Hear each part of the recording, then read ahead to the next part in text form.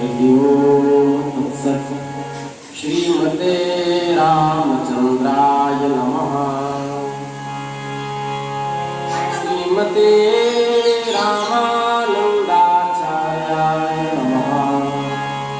श्रीमरूपदासाय नमः। नारायणं नमस्कृत्य नरं चैव नरोत्तमं देवीं सरस्वतीं व्यासं ततो जयमुदीरये। श्री राम जय जय राम। श्री राम जय राम श्री राम बिहारी लाल जय। हरिशरणम भक्तवांछा कल्पतरु भक्तवत्सल शरणागत वत्सल दीनबंधु दया सिंधु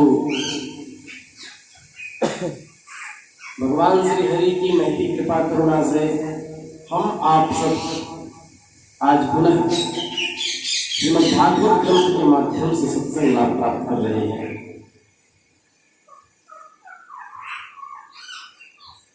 हम लोगों ने सुना विश्वसर के पुत्र चक्रवर्ती सम्राट खटवांग हुए।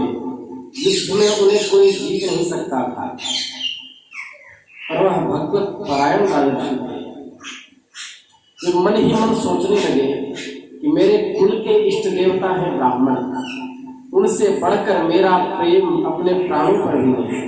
पत्नी, पुत्र, लक्ष्मी, राज्य और पृथ्वी मुझे उतने प्यारे नहीं लगते जितना ब्राह्मण मुझे प्यारे लगते हैं। मैंने पवित्र कृति भगवान के अतिरिक्त और कोई भी वस्तु कहीं नहीं देखी और मेरे मन में सांसारिक भोगों के प्रति भी लालसा नहीं है।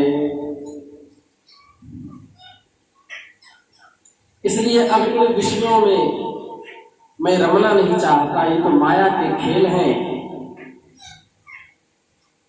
आकाश में झूठ मूठ प्रतीत होने वाले गंधर्व नगर के अट्टालिकाओं से बढ़कर इनकी कोई विशेष सत्ता नहीं है। संसार ऐसा ही है, समुद्र के फेन के समान संसार है। भगवान श्री हरि ही परम सत्य है, ऐसा सोचकर खटवांग ने भगवत शरणागति ले ली, अनन्य शरणागति। भगवान ने राजा खटवांग की बुद्धि को पहले से ही अपनी ओर आकर्षित कर रखा था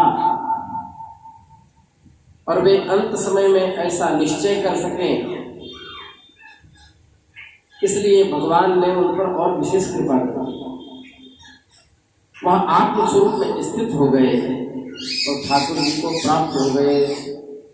बोले भक्तवत्सल भगवान की जय। खटवांग के पुत्र वे दीर्घबाहु।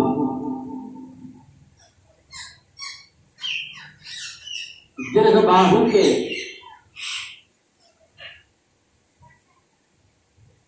परम यशस्वी पुत्र रघु हुए।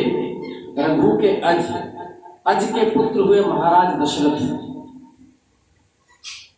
और देव प्रेरणा से दशरथ के 4 पुत्र हुए, राम, लक्ष्मण, भरत और शत्रुघ्न।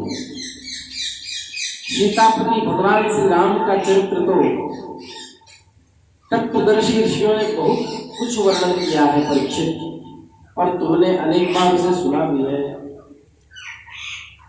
राम जी की कथा विशेष रूप से वाल्मीकि रामायण की कथा में होगी। अभी तो आदौ राम तपोवनादिगमनम हत्वा मृगम कांचनम वैदेही हरणम जटायुमरणम सुग्रीव संभाषणम।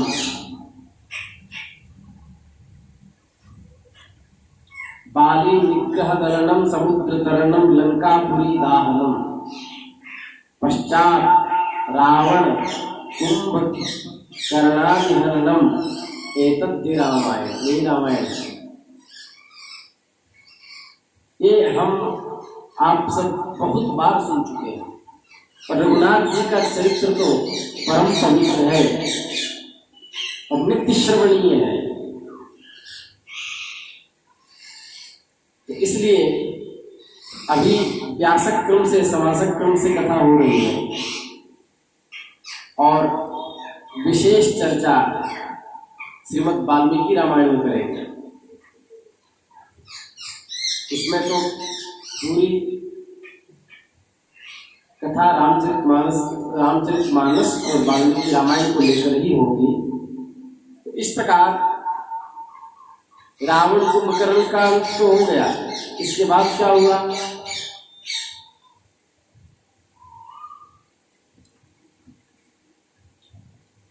जब जानकी जी अग्नि परीक्षा में उत्तीर्ण होकर के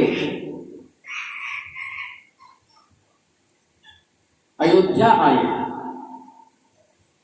राजा का कर्तव्य है, कामंडक नीति में भी ये बात आई है कि अनेक प्रकार से प्रजाओं का परीक्षण करता रहे, क्या मेरे शासनात्मक रीतियों से प्रजा प्रसन्न है कि नहीं। जिसे वर्तमान में नहीं होता है, बिल बजट मुख्यमंत्री आदि को लोकसभा में पेश करना होता है, उसी प्रकार एक बार अपनी प्रजा की स्थिति जानने के लिए वेश बदल करके ठाकुर जी रात में अयोध्या घूमने लगे। उस समय उन्होंने किसी की यह बात सुनी, वह अपनी पत्नी से लड़ रहा था। कहा, अरे तू दुष्ट और उल्टा है, तू पराये के घर में रह के आई है। अपनी पत्नी से कोई कह रहा था, स्त्री लोभी राम भले ही सीता को रख ले, परंतु मैं तुझे नहीं रख सकता। सचमुच सब लोगों को प्रसन्न करना टेढ़ी खीर है।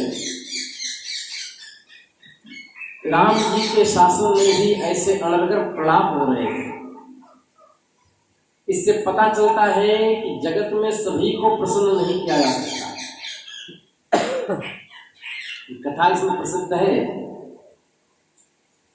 एक बाप और बेटा गधा खरीदने के लिए गए, खच्चरी। तो गधे को खरीदा, पिताजी उस गधे पर बैठ गए, बेटा चलने लगा। मार्ग में एक स्त्री घास काट रही थी। उसने कहा, अरे देखो तो बाप कितना स्वार्थी है, छोटे छोटे नन्हे पांवों से बालक को चलने पर मजबूर कर रहा है, अपने गधे के सवारी का मजा ले रहा है। तो पिता उतर गया और बेटे को चढ़ा दिया। अब पिता पैदल पैदल चलने लगा। फिर किसी व्यक्ति ने कहा, अरे देखो पुत्र कितना स्वार्थी है, वृद्ध बाप जिसको सहारे की आवश्यकता है वह पैदल चल रहा है और अपने गधे की सवारी का मजा ले रहा है। तब बाप बेटा दोनों बैठ गए।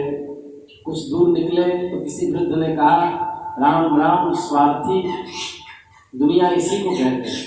इन दोनों को देखो, ये कितने घमंड और निर्दयी, घमंड से भरे हुए निर्दयी हैं।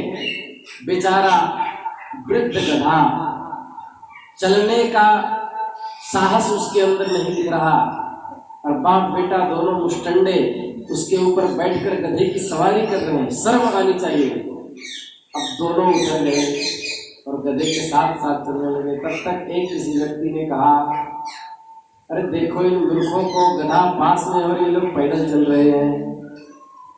इस कथा का अर्थ है कि सबको प्रसन्न नहीं किया जा सकता। इसे सुनो सबकी, करो शास्त्र की।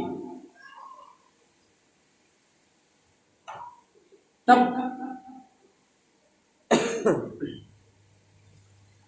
उसने कहा कि मैं राम नहीं, जानकी रावण के यहाँ इतने दिन तक रही, उसके बाद भी उनको अपना लिया। मैं इतना बड़ा स्त्री लोभी नहीं हूं। तब भगवान श्री राम ने बहुतों के मुख से यह बात सुनी। वे लोकापवाद से कुछ भयभीत हो गए। उन्होंने जानकी जी का परित्याग कर दिया। वे वाल्मीकि मुनि के आश्रम में रहने लगे। सीता जी सुनो गर्भवती थी। उस समय उन्होंने 2 पुत्र उत्पन्न किए, कुश और लव। वाल्मीकि मुनि ने उनका जात कर्मादि संस्कार किया। लक्ष्मण जी के 2 पुत्र हुए, अंगद और चित्रकेतु। ये अंगद दूसरे हैं। भरत जी के वे दो पुत्र हुए तक्ष और पुष्कल। शत्रुघ्न जी के भी दो पुत्र हुए सुबाहु और शुभसेन। भरत जी ने दिग्विजय करते हुए करोड़ों कुत्सित गंधर्वों का संहार किया था। शत्रुघ्न जी ने मधुबन में जाकर मधु के पुत्र लवण नाम के लवणासुर को मार करके वहां मथुरा नाम की नगरी बसाई। जो आज मथुरा है वो शत्रुघ्न जी की नगरी थी। भगवान श्री राम के द्वारा निर्वासित सीता चरण कमलों का ध्यान करके पृथ्वी लोक के मार्ग से भगवत धाम चली गई। इसके बाद लव और कृष्ण ने भी बहुत लंबे समय तक शासन किया। श्री रामचंद्र जी ने ब्रह्मचर्य धारण करके 13,000 वर्ष तक अखंड रूप से अग्निहोत्र किया, हवन किया। इसके बाद लीला संवरण करके वह भी अपने धाम को चले गए। पुनः इक्ष्वाकु वंश के शेष राजाओं का वर्णन आता है। इसके बाद चंद्रवंश का वर्णन आता है। कुश के पुत्र हुए अदिति, उनके निषद का नभ का पुंडरीक का क्षेमधनवा का देवानीक का अनीक, उनके पर्याप्त उनका बलस्थल का पुत्र वज्रनाभ हुआ। जिन्होंने वृंदावन में लुप्त प्राय तीर्थ को पुनः से जागृत किया, वह वज्रनाभ से खगन से विधृति से हिरण्यनाभ की उत्पत्ति हुई। वे महर्षि जैमिनी के शिष्य हुए जो योगाचारी थे और उन्होंने महर्षि याज्ञवल्क्य से शिक्षा प्राप्त करके योग में निष्णात पारंगत हासिल कर लिया। ऐसे शिष्य थे हिरण्यनाभ। इसके बाद हिरण्यनाभ के पुष्य हुए। पुष्य के ध्रुवसंधि के सुदर्शन के अग्निवर्ण के शीघ्र और शीघ्र के पुत्र हुए मरु।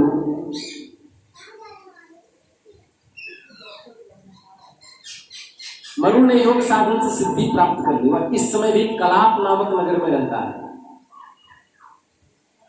कलयुग के अंत में सूर्यवंश के नष्ट हो जाने पर वह उसे फिर से चलाएगा। उसको मरु से सुश्रुत हुए, उनसे संधि हुए। संधि से अमर्षण का जन्म हुआ। अमर्षण का महस्वान के विश्वसाह के प्रसेनजीत हुए। प्रसेनजीत का तक्षक नाम का पुत्र हुआ। तक्षक का पुत्र बृहद्बल हुआ। ये बृहद्बल वही है जिनको अभिमन्यु ने युद्ध में मार डाला था। इक्ष्वाकु वंश के कितने नरपति हो चुके हैं। बृहद्बल का पुत्र हुआ बृहद्गण का उरुक्रिय, उनका वत्सवृद्ध का पुत्र व्योम का भानु का पुत्र हुआ सेनापति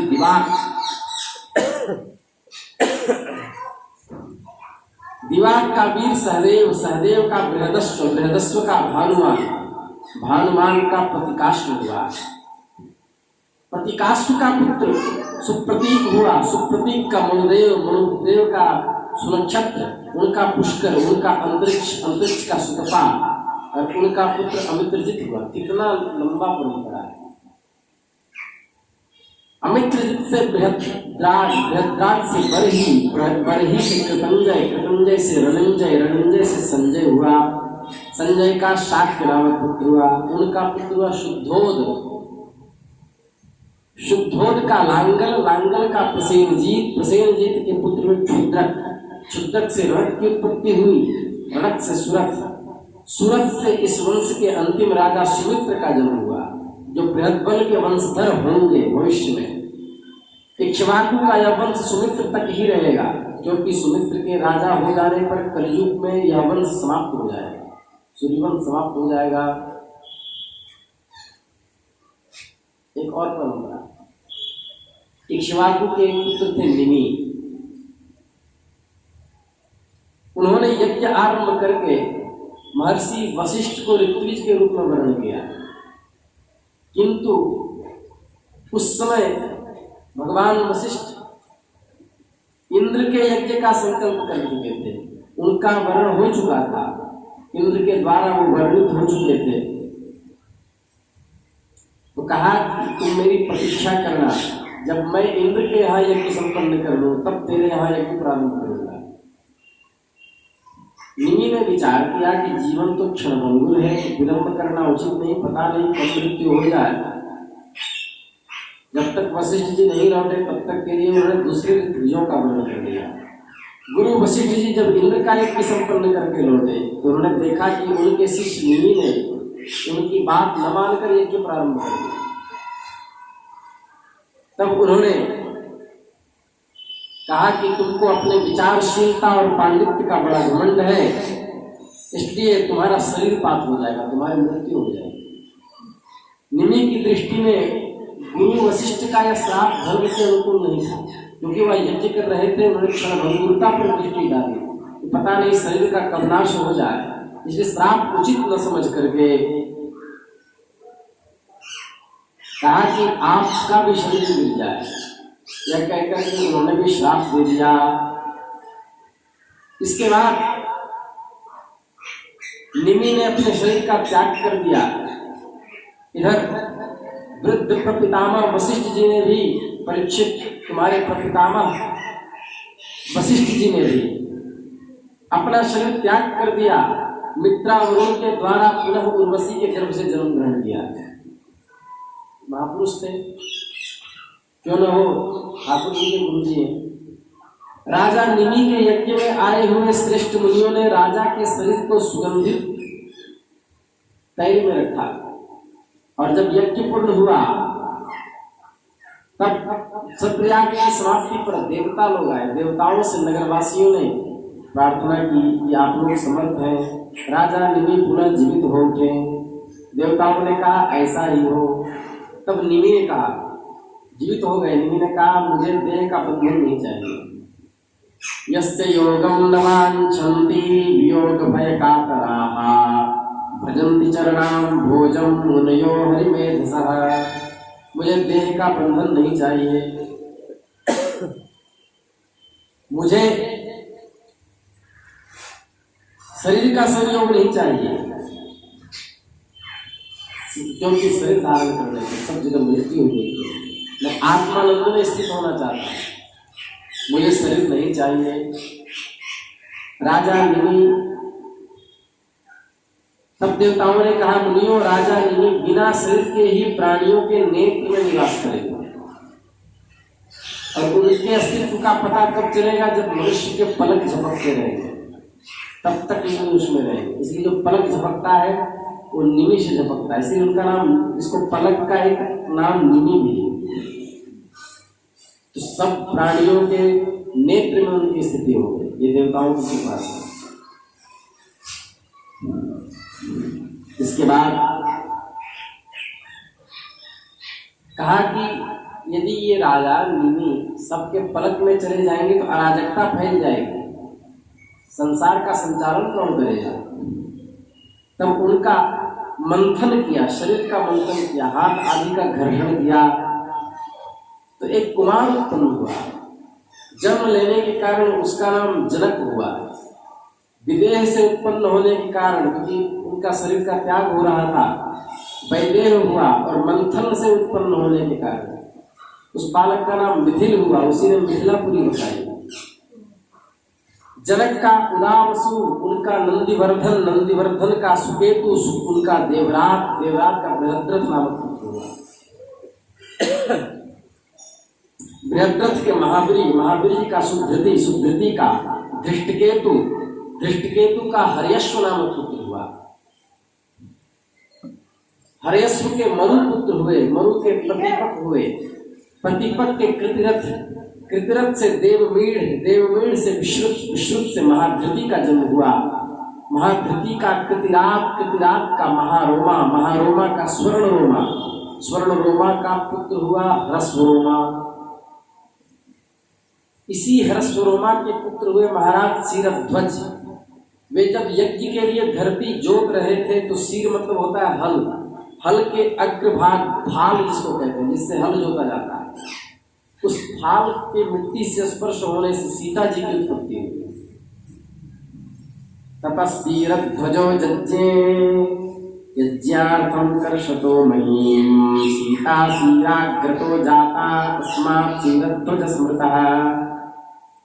इसी से उनका नाम सीरध्वज हुआ। शीरध्वज के कुशध्वज, कुशध्वज के धर्मध्वज, धर्मध्वज के दो पुत्र हुए, कृतध्वज और मितध्वज। कृतध्वज केशिध्वज और मितध्वज के खांडिक्य हुए। परीक्षित केशिध्वज आत्मविद्या में बड़ा प्रवीण था, खांडिक्य था कर्मकांड का मर्मज्ञ। वह केशिध्वज से भयभीत होकर भाग गया था। केशिध्वज का पुत्र हुआ भानुमान, भानुमान के पुत्र हुए शतद्युम्न, उनके शुचि, उनके शरद्वाज, शरद्वाज से ऊर्ध्वकेतु, ऊर्ध्वकेतु से अज, अज से पुरजित हुए, पुरजित से अरिष्टनेमि, अरिष्टनेमि से श्रुतायु हुए, उनसे सुपार्श्वक हुए, सुपार्श्वक के चित्ररथ हुए, चित्ररथ से मिथिलापति क्षेमधी का जन्म हुआ। क्षेमधी के पुत्र समर्थ हुए, उनके सत्यरथ, सत्यरथ से उपगुरु, उपगुरु से उपगुप्त नामक पुत्र हुआ। यही अग्नि के वंश हुए। इनका चरित्र श्रवण करने से पाप सब नष्ट हो जाता है। उपगुप्त के वसवनंत का युयुध, युयुध का सुभाषण, सुभाषण का श्रुत, श्रुत का जय, जय का विजय, विजय का ऋत नामक पुत्र हुआ। ऋत के शुनक हुए, शुनक का वीतहव्य, वीतहव्य का धृति, धृति का बहुलाश्व, बहुलाश्व का कृति और कृति का पुत्र महावशी हुआ। ये मिथिल के वंश में उत्पन्न नरपति मैथिल कहलाए।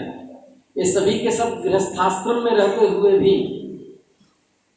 सुख दुख आदि द्वंद्वों से मुक्त थे। ये सभी भगवत प्राप्त महात्मा हुए। ये उच्च कोटि के गृहस्थाश्रमी हुए। क्यों न हो महर्षि याज्ञवल्क्य जैसे बड़े बड़े योगेश्वरों ने इनको आत्मविद्या का दान किया था। इसके बाद चंद्रवंश का वर्णन हम लोग करेंगे। श्री वृंदावन बिहारी लाल की जय। श्री राम जय राम, जय जय राम। श्री राम जय राम, जय जय राम। श्री राम जय राम, जय जय राम। जय रघुनंदन जय सिया राम। जानकी वल्लभ सीता राम।